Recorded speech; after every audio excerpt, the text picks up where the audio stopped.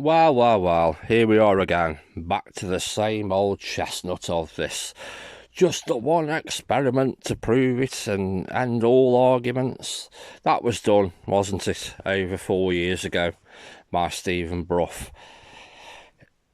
You lied about that experiment. You said he didn't show the launch method, which he did, which was actually your launch method, which actually worked really well and came out exactly as kinetic energy would predict. Disbar's recently done it in the last few days. Again, it comes out exactly as kinetic energy would predict. Now you are soliciting a bunch of people that you can't even stand. You insult them, call them douchebags, and you want these people to do these foundational experiments. You've asked for a spring to be put in there as a get out of jail free card, because obviously you don't believe that springs are, you say they're flawed all the time, they skew results. So again, by asking that to be put in, when it's put in and it doesn't come out your way, you can then say it's wrong. You will never accept the truth. These people, all of these people could do experiments to prove you wrong, and you dismiss every one of them, or you deny every one of them. At the end of the day, you have your theory. It's on you to prove what you're saying is correct. So get off your backside. You've got plenty of money.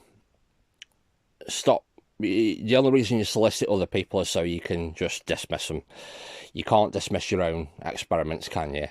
But you're not going to do them because you're too cowardly and you're a liar. It's as simple as that.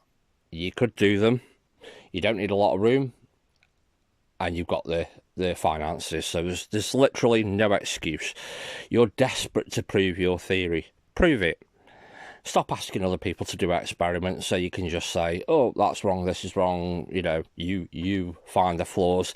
If you're such a flaw finder, when you do your experiment, it's going to be absolutely perfect, isn't it? Because you know every possible flaw. So you will account for all that. You will do an experiment and you will show that kinetic energy doesn't exist and momentum is everything. You've seen all the £1 drop 4 feet, £4 drop 1 feet. You've seen that. You've seen that I've done weight. Again, weight is not momentum. Weight is a force. I've shown you collecting energy with weight. It's clearly not momentum. You just ignore all that. You ignore all the evidence, and you're just now going down the same old chestnut of just this one experiment will end all arguments. The argument was ended 4 years ago or more. You've seen plenty since then, plenty more. Again, you just dismiss it all, deny it all, because you're a coward. Simple as.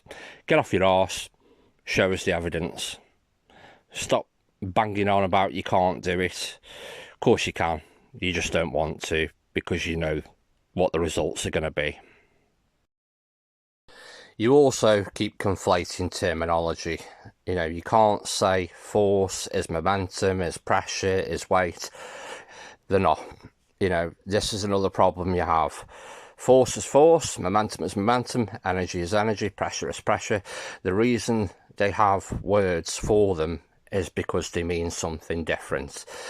You just conflate everything into momentum, and that doesn't work. Same with the rocket argument at the moment. You keep saying, whoa, what's the kinetic energy of a rocket? Thrust from a rocket is a force, and it's calculated using F equals ma. It's that simple. Newtonian mechanics. It's producing a force, and that will give the mass an acceleration in the opposite direction. It's got nothing to do with kinetic energy. They don't even use momentum.